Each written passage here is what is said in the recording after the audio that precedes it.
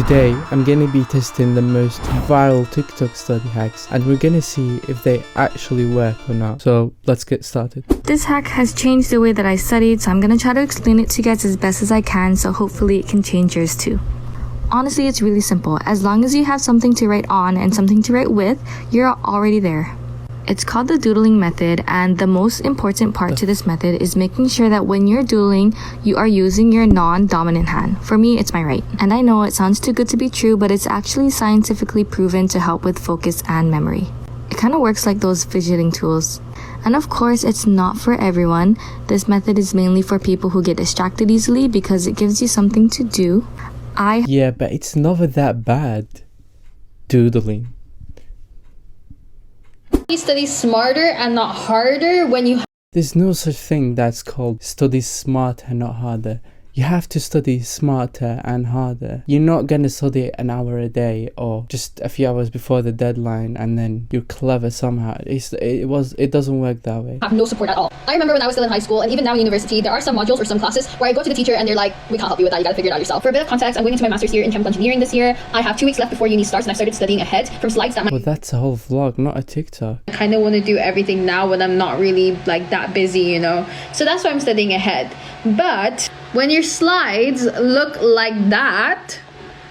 Ugh, don't even tell me about how bad slides are. I don't get why uni lecturers have lecture slides from the 1970s and they keep using it. And you don't have your professor to help you right now. How am I meant to do that? Well, I figured it out and it's the easiest thing you can do. What I do is go on ChatGPT and put in prompts of questions I would literally ask my professor if I was brave enough to look like an idiot. ChatGPT cannot judge you, so like just give it any dumb questions you can think of. Okay, that's a good advice. I think using ChatGPT for studying is a must-have right now because to actually learn you have to ask a lot of questions and you can't really ask all of them to the lecturer or the teacher. So AI is actually one of the best tools for studying out there and I highly recommend it. I think I agree with her. But the thing is, when I see students using it, they use it in a way that they want the AI to do the question instead of them, but it's not really that. It's a way to help you. It might be able to solve the question on its own, but even so, you've not learned anything, so what's the point? Blurting is actually the method I use to boost my biology mark from a midterm of 86 to a final grade of 92. So I'm going to show you what I did to achieve that. First, get your notes or your flashcards or whatever you have and just review them and get familiar with your content. Then you're going to take... Reading your notes is one of the worst things you can do.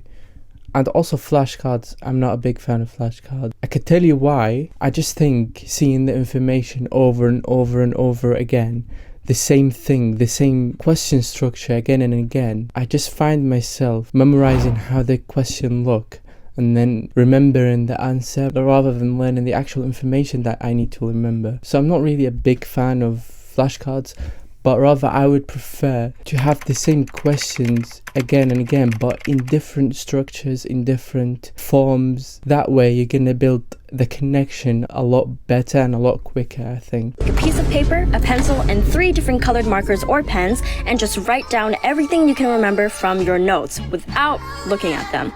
Then pull out your notes again and highlight everything you got completely right with 1 colored pen. Take out another piece of paper and do it all over again. This time focusing on what you got wrong and almost right. I've heard of blurting and I think I have a good impression of it because you are trying hard to remember information, which is, I think, is the right way. But I've never tried it before, so I'm gonna add it to my list so that we can try it. You know what? I don't give a fuck, so here we go. Well, that's a lot of text.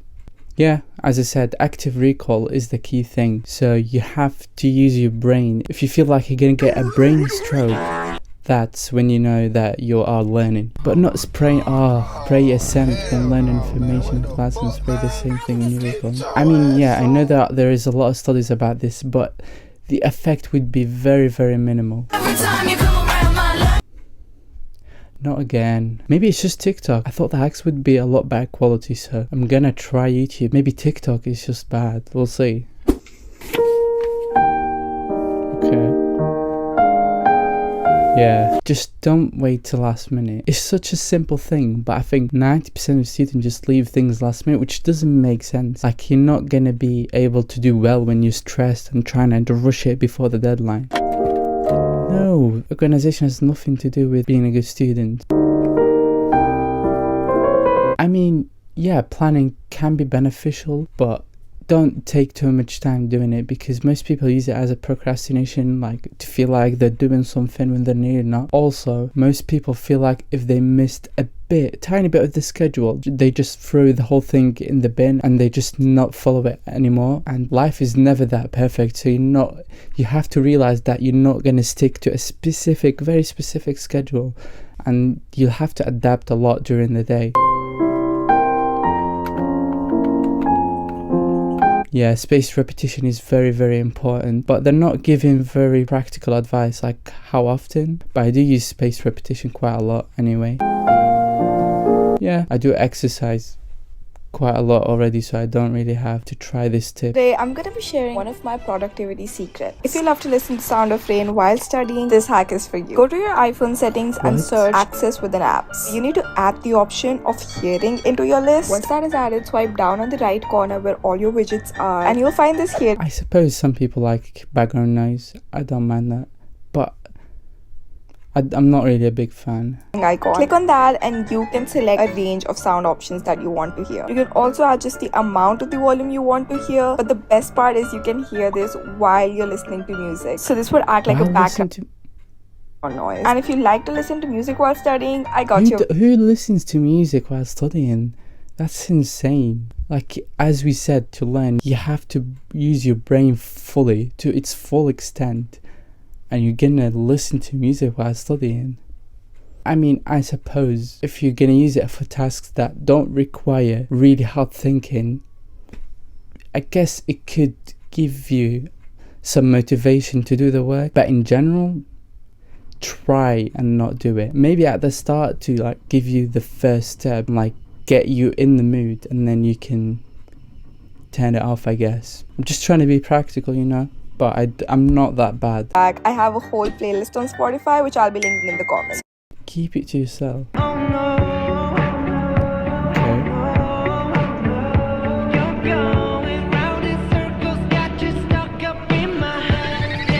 Okay, I like cafes.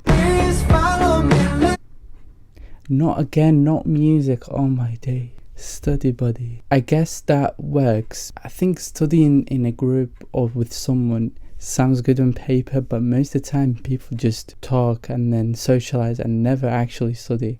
I don't think it's the best idea, but if you're not going to study at all, no, then maybe a study buddy is a good first step, I guess. Get people around you to test you.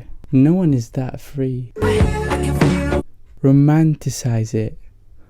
What does that even mean?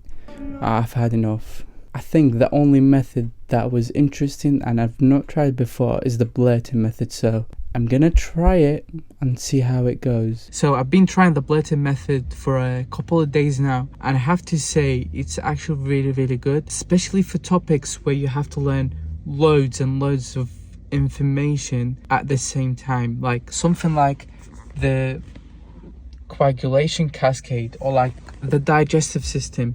You're gonna have to remember a lot of information linked together, so it's definitely something I'm gonna be using in the future alongside other techniques, and I highly recommend it. If you would like more study hacks and more studying tools, here's a video about the best AI tools that I've tested, so go check it out. Thank you for watching.